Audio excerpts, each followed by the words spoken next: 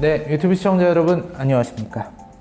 라이너의 컬처쇼크에서 영화 리뷰를 계속하고 또 넷플릭스 작품들도 몇 개 추천을 해드렸어요. 뭐 킹덤이라든지 인간 수업도 사실 고소한 영화였기로 했었죠. 근데 요즘 들어서 이제 신작 영화들이 예전처럼 나오지는 않고 넷플릭스라든지 혹은 이런 OTT에 대한 수요가 계속해서 높아지고 있는 지금의 시점에서 넷플릭스 추천하는 콘텐츠가 하나쯤 필요할 것 같다라는 생각이 들어서 매주 한 편씩 제가 보는 넷플릭스 콘텐츠를 한 편씩 소개해드리고 추천하는 그런 시간을 가지려고 합니다. 뭐 추천이라고 해서 이거 꼭 보시라 이런 게 아니라 제가 봤는데 이런 거 좀 재밌던데요 하는 정도의 영상입니다. 사실 넷플릭스라는 게 그런 것 같아요. 자기 전에 넷플릭스에서 뭐 재밌는 거 없나? 하고 이렇게 보죠. 계속 봅니다. 보다가 자는 거죠. 계속 보다가 잠든다. 뭘 봐야 될지 모르겠어서 너무나도 많은 영상이 있는데 이거 재미없으면 큰일이니까 재미없으면 한 20-30분 망치는 거잖아요. 또 재미없는 거 틀어놓고 잠들면은 굉장히 타격이 크기 때문에 어쩔 수 없이 재밌는 걸 찾기 위해서 계속 시간만 보내다가 넷플릭스는 썸네일만 보는 컨텐츠다 뭐 이런 얘기까지 나오고 있죠. 그래서 제가 직접 본 것들 중에서 재밌었거나 혹은 의미가 있는 것들 골라서 설명을 드리도록 하겠습니다. 그래서 오늘 첫 번째로는 사실 뭐 굉장히 재밌다고 할 수 있는 여러 다른 컨텐츠를 내버려 두고 좀 의미 있는 걸로 한번 가지고 와봤어요. 공개된 지는 꽤 지났지만 넷플릭스에서 공개된 다큐멘터리입니다. 미국 다큐멘터리인데요. 우리는 영원히 어리지 않다 라는 작품입니다. 사실 제가 이 우리는 영원히 어리지 않다를 알게 되고 또 보게 됐던 계기는 얼마 전에 고 최숙현 선수라고 아실 겁니다. 이제 여러 이유로 인해서 유명을 달리하신 그런 분이시죠. 우리나라 체육계에 있는 어떤 성적인 부분들 혹은 학대 이런 부분들이 굉장히 심각하다고 알고 있어요. 굉장히 크게 이슈가 됐었고 많은 사회 문제가 되기도 했었습니다. 그런 상황에서 사실은 우리는 영원히 어리지 않다라는 다큐멘터리가 저에게는 되게 놀랍게 다가왔어요. 내용이 뭐냐면 이런 겁니다. 우리는 영원히 어리지 않다는 미국 체조 선수들 얘기예요. 근데 전미체조협회라는 협회가 있습니다. 미국에. 전미체조협회에서 벌어진 성추문, 성폭행, 성희롱을 다루고 있는 내용이에요. 이제 체조라고 하면은 지금으로서는 미국이 거의 세계 최강이라고 봐야 되거든요. 그 세계 최강의 미국 올림픽 선수들을 성폭행한 거예요. 그게 미국에서 엄청나게 큰 이슈가 됐고 불과 몇 년 전에 제가 알기로 2018년으로 알고 있는데 판결까지 나왔습니다. 그 내용을 다루고 있는 게 바로 우리는 영원히 어리지 않다 라는 작품이죠. 다큐멘터리의 시작은 이제 인디스타라고 하는 그런 언론사에서 시작을 해요. 언론사에서 사실은 여러 가지 스포츠 관련된 이슈들을 모으고 있었는데 그쪽에서 이제 흔히 정보원이라고 하죠. 정보원이 와서 얘기를 해준 겁니다. 야, 스포츠 우리 전미체조협회 그거 장난 아닐걸? 이렇게 얘기를 하니까 사실 원래 인디스타나 이런 다른 언론에서 목표로 삼았던 거는 그 전미체조협회의 협회장인 스티브 펜이라는 사람. 그러니까 그 사람에게 뭔가가 있겠다. 그 사람에게 뭔가 뭐 비리가 있겠다. 이런 식으로 생각을 했었던 거죠. 그거를 이제 관련해서 무슨 뭐 기사도 내고 하니까 제보가 들어온 거예요. 어떤 제보가 들어왔냐면 우리는 전미체조협회장이나 혹은 코치로부터 폭행을 당한 게 아니다. 우리는 유명한 의사로부터 폭행을 당했다. 라는 얘기를 한 겁니다. 그것도 첫 전미체조협회 관련된 기사가 나가고 나서 얼마 안 돼서 서로 다른 3명으로부터 연락이 왔대요. 그것도 서로 다른 시대에서 활동한 선수들, 서로가 서로를 모르는 선수들이 다 같이 얘기를 한 겁니다. 그러니까 이제 언론사 측에선 전율을 한 거죠. 아니 이 정도라면 도대체 그동안 얼마나 많은 사람들이 이 일을 당했을까. 그래서 그 레리 네서라고 하는 어떤 의사입니다. 이거 뭐라고 해요? 팀닥터죠? 팀닥터. 전미체조협회 체조 선수들 국가대표 뿌리면 그 국가대표 선수들이 합숙훈련 하잖아요. 그때부터 같이 있는 팀닥터입니다. 훈련 과정 쭉 같이 하고 올림픽까지 같이 나가는 굉장히 나름대로는 권위자죠. 미시간 주립대 의대에서 교수를 하고 있었고 정골요법이라고 하는 이런 뭐 뼈라든지 이런 거 치료하는 그런 거죠. 정골요법이라고 하는 것의 달인이라고 알려져 있는 정형외과 전문의였다고 합니다. 그래서 이 사람이 능력을 인정받아서 이제 미국 국가대표팀을 전담했었던 거죠. 그 사람이 바로 레리 네서입니다. 레리 네서, 이 사람이 왜 이렇게 이런 일들을 벌일 수 있었나, 그리고 어떻게 국가대표에서 이런 짓을 할 수 있었나를 생각해보면 이게 사실은 굉장히 깊은 이야기라는 걸 알 수 있어요. 이게 어디까지 올라가냐면 1976년에 몬트리올 올림픽으로까지 올라갑니다. 체조 역사의 가장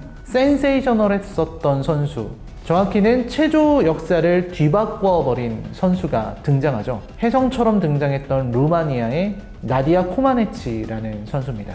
나디아 코마네치가 등장하고 나서 세상이 어떻게 바뀌었냐면, 물론 그 전에도 조금씩 바뀌고 있었지만 50년대의 체조 선수들을 보면 20대 중반에 다 큰 성인 여성들이에요. 몸도 크고 성장한 여성들입니다. 근데 나디아 코마네치의 등장 전후로 어떻게 바뀌냐면 10대 소녀들로 바뀌어요. 14살, 15살, 16살, 많으면 19살. 이 정도 소녀들로 완전히 나이대가 바뀌게 돼요. 왜냐면 성인 여성의 몸으로는 견딜 수 없는 고난이도의 동작들을 10대 후반의 소녀들은 해낼 수가 있었기 때문이죠. 체구도 좀 더 작고 골격도 더 커지지 않은 상태에서 엄청난 동작들을 할 수 있었던 거예요. 그렇게 10대를 아주 강도 높은 훈련을 시켜서 엘리트 올림픽 선수로 만들어내는 일을 했던 루마니아의 코치 부부가 벨라, 마르타, 카롤리 부부입니다. 이 벨라, 마르타, 카롤리 부부가 미국으로 온 거죠. 미국으로 오는 이유는 뭐 공산주의 국가들의 어떤 미래가 있겠어요. 올림픽 선수를 키운다 그래도 이 사람이 무슨 뭐 마르크스의 사상에 그렇게, 레닌, 스탈린에 그렇게 충성하는 사람들이 아니면 어차피 자기가 그 정도 명성이 있으면 미국으로 가는 거죠. 미국에서는 이 카롤린 부부를 받아들였고 그때 욕도 많이 먹었다 그래요. 왜냐면 자존심도 없냐, 공산주의 국가에서 그렇게 올림픽 우승을 한 그 코치들을 데리고 와서 쓰다니 이거 천박한 거 아니냐, 이런 얘기를 들었던 모양이에요. 벨라와 마르타 카롤리 부부, 이 코치들의 코칭 실력은 분명합니다. 왜냐면 10대 초반의 소녀들을 막 선발해서 자신들의 훈련을 버틸 수 있는 애들을 만들어내고 선별하고, 그 선별한 선수들 중에서도 계속 강도 높은 훈련을 시켜서 애를 키워내는 거예요. 폭압적인 과정, 거기서는 폭력도 많이 있었다고 합니다. 실제로 벨라 카롤리 같은 경우는 어린 선수들이죠. 12살 선수들을 뺨을 때려서 그 어린 선수들이 뺨에 이 반지 자국이 있었다고 해요. 그 정도로 이제 폭력을 많이 휘둘렀었던 사람들이죠. 근데 그 벨라, 마르타 카롤리 부부가 와가지고 해낸 거는 결국은 84년 로스앤젤레스 올림픽이죠. LA 올림픽에서 정말로 우승을 해낸 겁니다. 금메달을 딴 거예요. 이게 실적으로 보여줬기 때문에 더 이상은 어떻게 할 수가 없었습니다. 그리고 바로 그때부터 레리 네서라는 사람은 이들과 함께 하는 사람이었죠. 게다가 그 뒤에 한 가지 숨겨져 있었던 거는 스티브 페니였어요. 스티브 페니는 전미 체조협회장이 되기 전에 원래는 다른 회사의 마케팅 부서에 있었던 사람이에요. 근데 이 사람이 와서는 벨라, 마르타 카롤리 부부는 10대 소녀들을 쓰니까 이 10대 소녀들의 느낌이 어떠냐면 건강하고 애들이 어리고 상큼하고 좋은 이미지잖아요. 올림픽에서 금메달을 딴 여성 선수, 10대 후반의 소녀, 그런 선수들이기 때문에 상품성이 엄청났던 겁니다. 그래서 이 사람이 들어가서 온갖 그 광고들을 다 따내게 돼요. 전미체조협회의 수익이 스티브 페니가 들어오고 나서 엄청나게 늘어났다고 합니다. 상상할 수 없을 정도로. 그러니까 스티브 페니는 전미체조협회장이 됐죠. 어떻게 보면 굉장히 위험하고 이상한 분위기가 조성이 된 거예요. 선수들이 지적하는 거는 96년 베를린 올림픽 때 캐리 스트로그라는 선수가 도마를 뛰는 장면을 보여주면서 언급을 해요. 그 선수가 한 16살 정도 되는 선수인데 그 선수가 1차 시기를 뛰었습니다. 도마는 이제 1차 뛰고 2차 뛰고 잘한 걸 갖고서 이제 올리게 되죠. 1차 시기를 뛰었는데 그때 다리가, 발목이 골절이 된 겁니다. 발목이 골절이 됐는데 카롤리 코치는 가서 할 수 있지? 라고 얘기를 해요. 그때 사람들은 그게 가장 폭력적인 것이라고 얘기를 하더라고요. 왜냐면 그 상황에서 그 선수가 다른 선택을 할 수가 없잖아요. 나는 미국을 대표해서 여기에 왔고 여기서 메달을 따면 나는 영웅이 되는 거고 모든 사람들을 보고 있고 2차 시기 한 번이 남았는데 발목이 아파. 근데 여기서 안 뛴다라는 선택을 할 수가 없는 거예요. 그렇기 때문에 이거는 이 아이가 의지로 뛰는 게 아니다. 이것은 강요된 것이다 라는 거죠. 그래서 부러진 발목에도 불구하고 캐리 스트로그는 뛰었고 금메달을 땄습니다.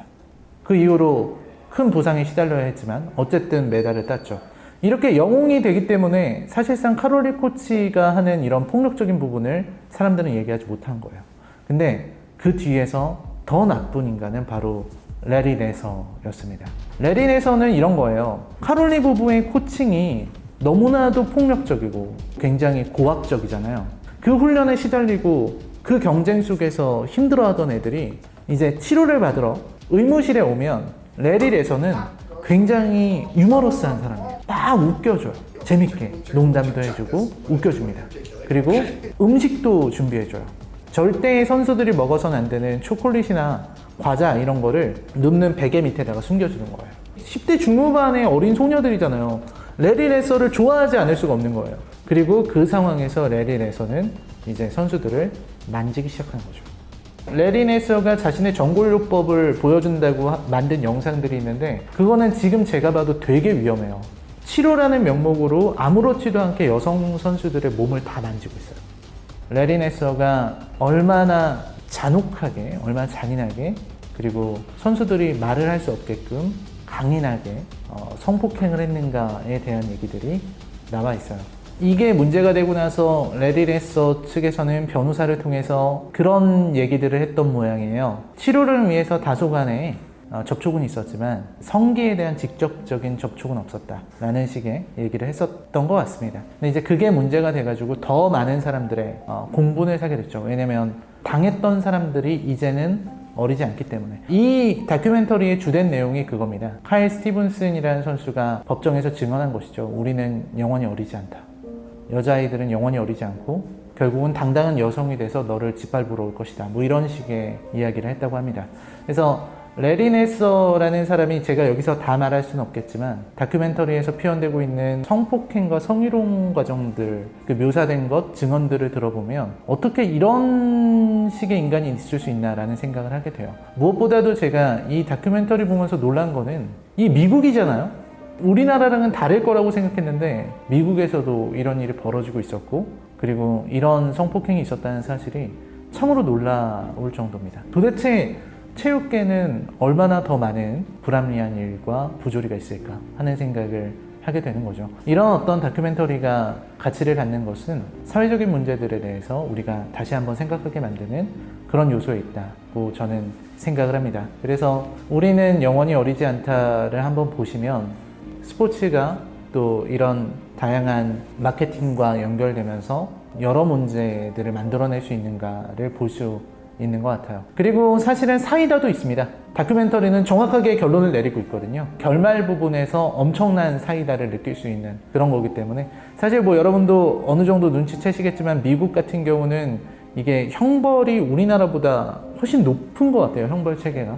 참 대단하다는 생각을 했습니다. 스티브 페니라는 사람도 이제 끌어내려졌고 이제 조사를 받고 있다고 해요. 전미 체조협회장도 끌어내려서 조사를 할 수 있는 그런 부분에 미국이 아직까지는 좀 부러운 부분이 아닌가. 우리는 이런 일이 생겨나면 서로 덮기 바쁜데 그래도 여기서는 정확하게 불러내서 조사하고 또 처벌할 수 있구나 라는 생각을 하게 됩니다. 네, 오늘의 첫 번째 시간이었는데요. 좀 무거운 이야기 그리고 다큐멘터리로 꾸며봤습니다. 우리는 영원히 어리지 않다라는 넷플릭스 다큐멘터리였습니다.